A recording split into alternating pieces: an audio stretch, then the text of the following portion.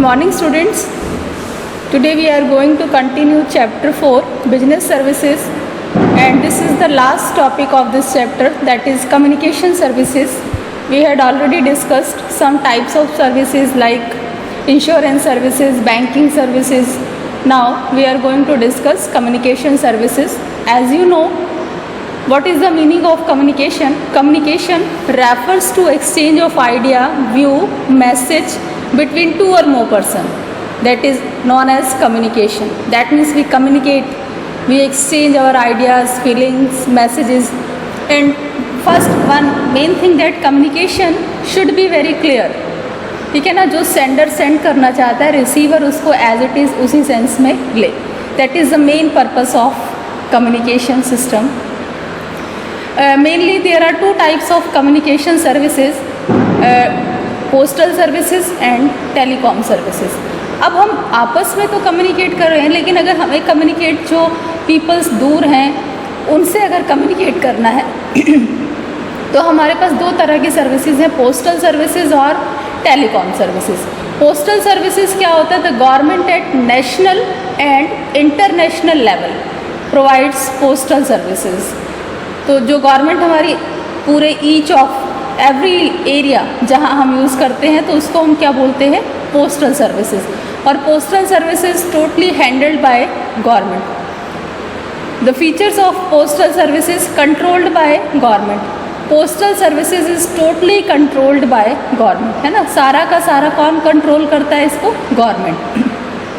Second, provide services at national and international level. हम क्या कर सकते हैं? पूरे ऑल ओवर द वर्ल्ड, चाहे वो नेशनल लेवल पे है या इंटरनेशनल लेवल पे, हम पूरी सब जगह अपने जो भी हमें सेंड करना है वो हम कम्युनिकेट कर सकते हैं.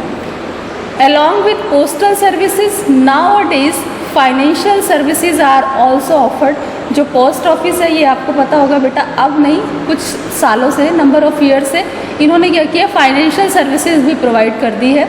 अभी हम इसको लेटर ऑन डिस्कस करेंगे कि फाइनेंशियल सर्विसेज हमारी कौन कौन सी होती हैं जो कि पोस्ट ऑफिस प्रोवाइड कराता है. Provide speed post services. कभी कभी ऐसा होता है कि टाइम बाउंड डिलीवरी होती है, हमें उसको बहुत फास्ट पोस्टिंग करना है, तो इसके लिए हमें जो पोस्टल डिपार्टमेंट है वो स्पीड पोस्ट सर्विसेज भी प्रोवाइड कराते हैं. Provide an important services of telegraph communication. जो हमारी टेलीग्राफ कम्युनिकेशन से रिलेटेड सर्विसेज है, इंपॉर्टेंट सर्विसेज, वो भी पोस्टल सर्विस डिपार्टमेंट प्रोवाइड कराता है. और पोस्टल सर्विसेज जो है वो हाईली रिलायबल है. ऐसा नहीं कि इसे कोई अफोर्ड नहीं कर सकता, बिल्कुल वेरी सिंपल और वेरी रिलायबल है. Drawback of postal services.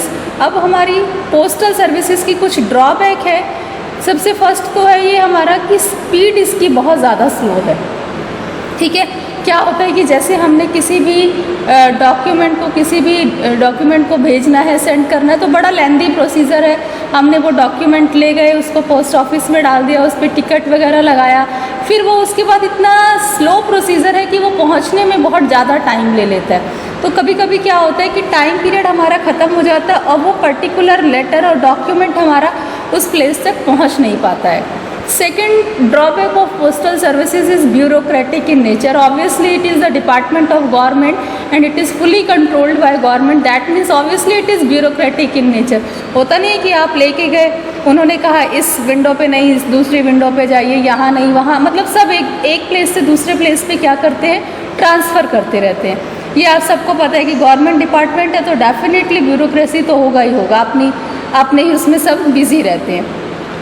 तो ये हमारा क्या है, इसमें इतने ज़्यादा ड्रॉबैक होने की वजह से, जो हमारे पोस्टल सर्विसेज है, इतना ज़्यादा ड्रॉबैक होने की वजह से, स्लो स्पीड और ब्यूरोक्रेटिक नेचर की वजह से क्या किया गया?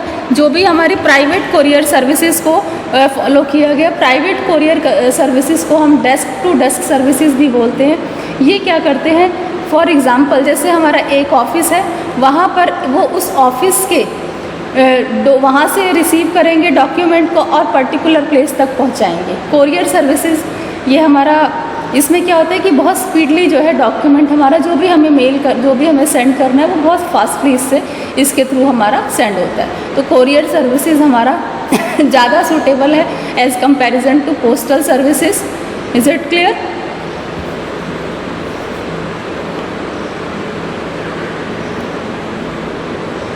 नेक्स्ट है हमारा various facilities provided by postal department. तो पोस्टल डिपार्टमेंट हमें कुछ तरह की सर्विसेज प्रोवाइड करता है। सबसे पहला हमारा आता है फाइनेंशियल फैसिलिटी। जो पोस्टल डिपार्टमेंट है ये हमें क्या करता है, फाइनेंशियल फैसिलिटी भी प्रोवाइड करता है डिफरेंट टाइप्स की।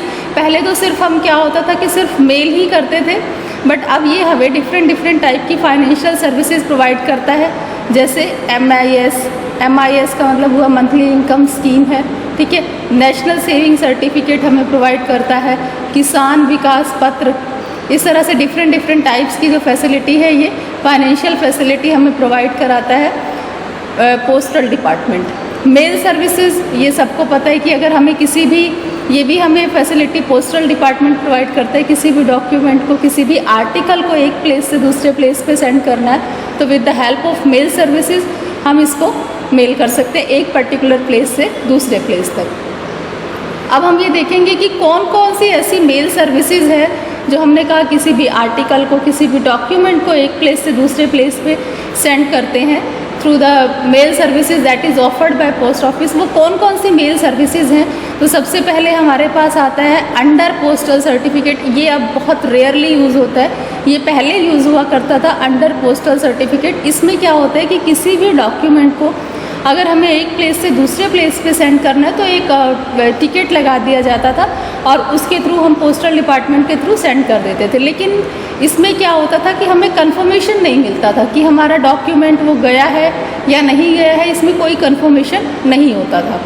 तो उसके बाद हमारे पास आ गया रजिस्टर्ड पोस्ट। रजिस्टर्ड पोस्ट में क्या होता है कि हम एक जैसे रजिस्ट्री कराते हैं, इसमें थोड़ा सा ऑर्डनरी है, यहाँ पे टिकट वगैरह जो लगता है वो उस पर, जैसे फॉर एग्ज़ाम्पल A ने B को रजिस्टर्ड पोस्ट किया, ठीक है।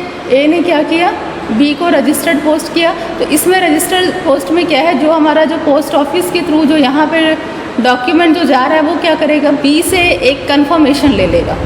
दैट मीन्स कि रजिस्ट्री के बाद वो क्या करेगा, B से साइन करा लेगा, मतलब कि B ने लेटर को रिसीव कर दिया और वो कंफर्मेशन फिर किसके पास पहुंच जाएगा, A के pass through the post office की जो आपने डॉक्यूमेंट भेजा था वो B के पास पहुंच गया है। दैट मीन्स रजिस्टर्ड पोस्ट में क्या होता है कि हमें कंफर्मेशन मिल जाता है कि हमारा डॉक्यूमेंट पहुंचा या नहीं पहुंचा।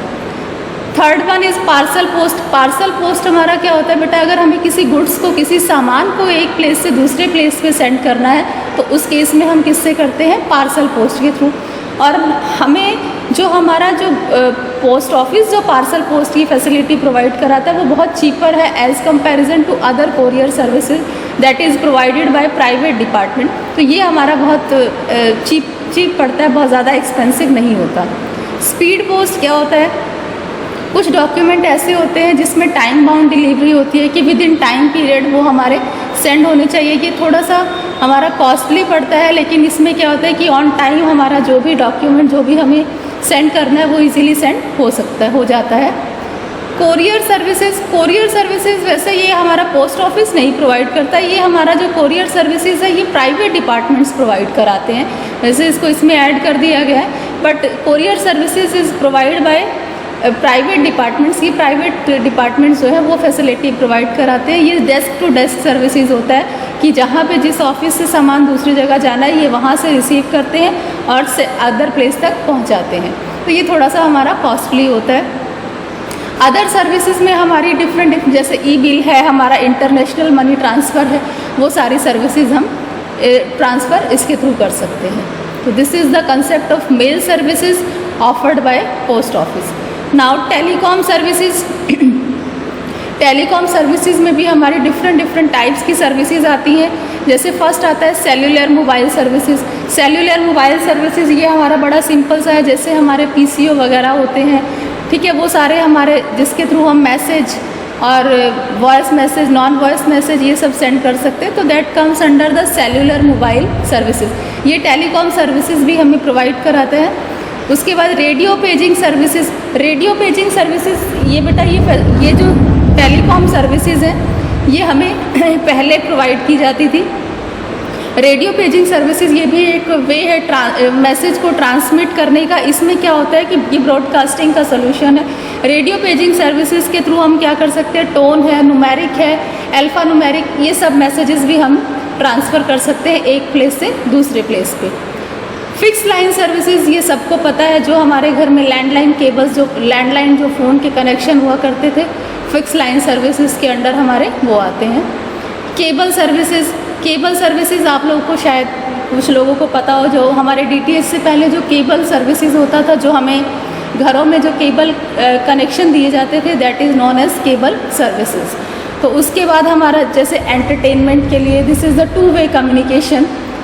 उसके बाद है VSAT services, very smart aperture terminal. ये हमारा ब्रॉडकास्टिंग का सॉल्यूशन है। क्या होता है कि कभी कभी जो हमारे अर्बन एरियाज़ हैं, यहाँ पर नेटवर्क की बड़ी कनेक्शन, रूरल एरियाज़ है, यहाँ पे नेटवर्क बड़ा पुअर रहता है, तो उस वजह से ये जो हमारा VSAT है, वेरी स्मार्ट अपर्चर टर्मिनल, ये क्या करते हैं, ये इन सब प्रॉब्लम्स का सॉल्यूशन है। ये वैसे जो मोस्टली जो है डिफेंस वगैरह में, आर्मी में, मिलिट्री में, ये सब हमारे यूज़ होते हैं। DTH direct to home. अब ये जो पॉइंट है हमारा टेलीकॉम सर्विसेज DTH, ये तो सबको पता है, जो डायरेक्ट टू होम सबके यहाँ DTH लगे हैं, कोई टाटा स्काई, रिलायंस, ये क्या करता है, हमें कनेक्टिविटी प्रोवाइड कराता है। तो ये DTH के बारे में तो ऑलमोस्ट सबको ही पता है। तो उसके बाद नेक्स्ट हमारा है, हमने होमवर्क दिया है। होमवर्क में मैंने इसी से रिलेटेड जो टॉपिक है, इसी से रिलेटेड आपको 5 क्वेश्चंस दिए हैं, ये सबको करना है। Hope so this lecture is clear to everyone. Thank you.